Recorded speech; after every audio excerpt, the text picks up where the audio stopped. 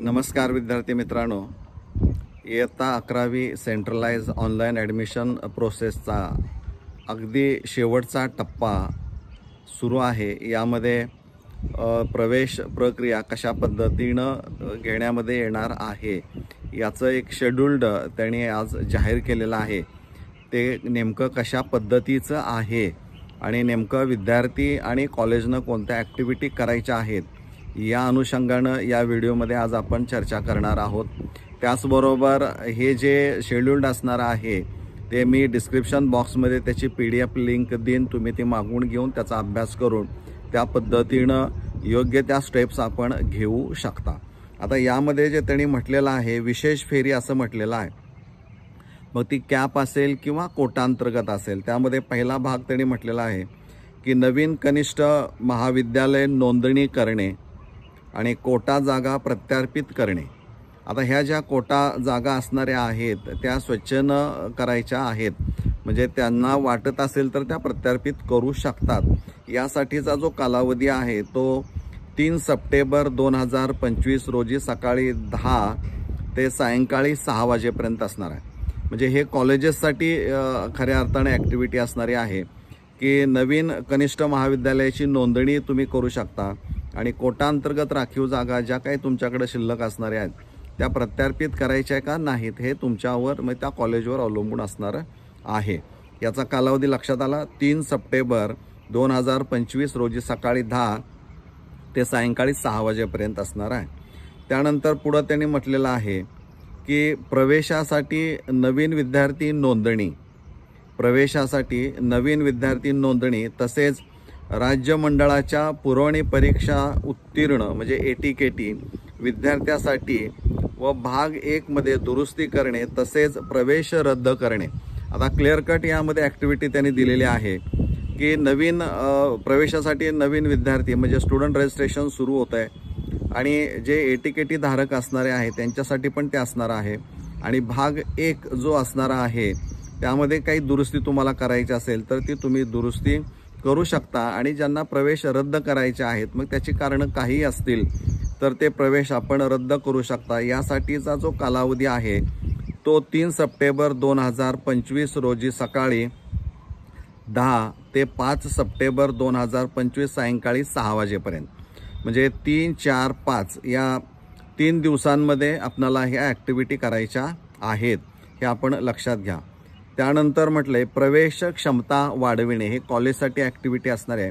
ज्या ज्युनियर कॉलेजेसना किंवा कनिष्ठ महाविद्यालयांना असं वाटतं की विद्यार्थी जी क्षमता असणारी आहे प्रवेशाची ती वाढविण्यासाठी इच्छुक आहेत त्यांच्यासाठी कालावधी दिला आहे 4 सप्टेंबर 2025 रोजी सकाळी 10 ते सायंकाळी 6 वाजेपर्यंत, म्हणजे एका दिवसाची ॲक्टिव्हिटी आहे। यामध्ये कॉलेजेसने प्रवेश क्षमता वाढवू शकता।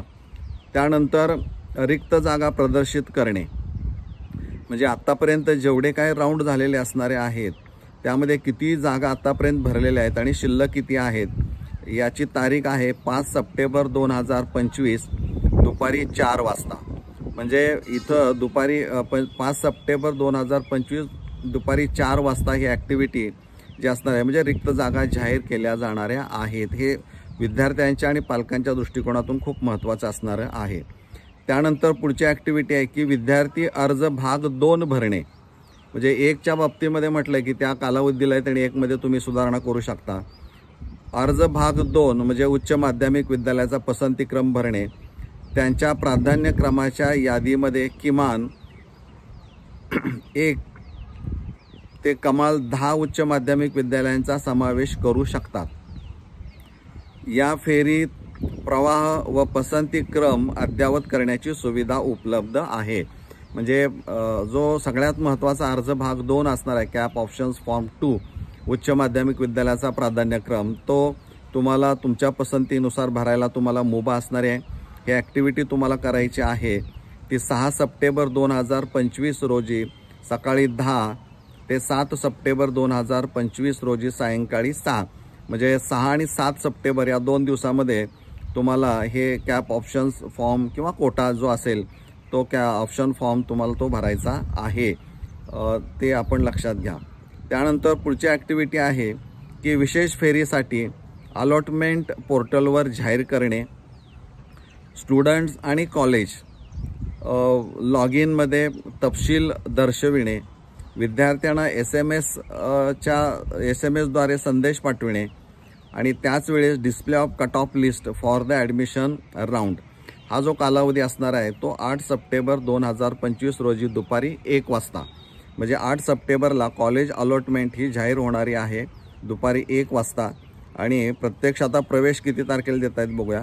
विद्यार्थ्यांनी आपणाला मिळालेल्या विद्यालयात जाऊन आपला प्रवेश निश्चित करणे, proceed for admission by students असंच त्यांनी म्हटलेलं आहे. आता यामध्ये कॅन्सलेशन, रिजेक्शन ज्या काही गोष्टी होत्या त्या इथं त्यांनी उल्लेख कुठलाही नाही आहे. हा कालावधी आहे 8 सप्टेंबर 2025 रोजी दुपारी 2 वाजल्यापासून ते 9 सप्टेंबर 2025 रोजी सायंकाळी 6 वाजेपर्यंत. म्हणजे 8 सप्टेंबरला दुपारी 1 वाजता अलॉटमेंट जाहीर होईल आणि 8 सप्टेंबरला दुपारी 2 वाजल्यापासून प्रत्यक्ष प्रवेश द्यायला सुरू होणारे आहेत. त्यामुळं हे जे काही शेड्यूल्ड असणारं आहे ते आपण लक्षात घ्या आणि प्रत्येक विद्यार्थी आणि पालकांनी लक्षात घ्यायचं आहे की यानंतर हळूहळू हे चान्सेस कमी होत जाणारे आहेत आणि त्यामुळं आत्ताच आपण खात्रीनं जे उच्च माध्यमिक विद्यालय मिळणार किंवा अपेक्षित असणार आहे तिथं जाऊन चौकशी करा, सीट्स किती आहेत बघा आणि त्या अनुषंगानं तुमची तयारी करा आणि मगच तो ऑप्शन फॉर्म 2 जो असणार आहे तो तुम्हाला भरायचा आहे. म्हणजे हे सगळं शेड्यूल्ड हे आता नवीन आलेलं आहे, त्याप्रमाणे तुम्हाला काळजी करण्याचं काही कारण नाही. परंतु इथून टेन्शन वाढण्याची शक्यता नाकारता येत नाही, कारण कशा फेऱ्या आयोजित करतील याचं कुठं आपल्याला ठोस असं कुठं सांगता येत नाही. अचानकच शेड्यूल डिक्लेअर होतं आणि आपण अडचणीत येऊ नये असं मला वाटतंय.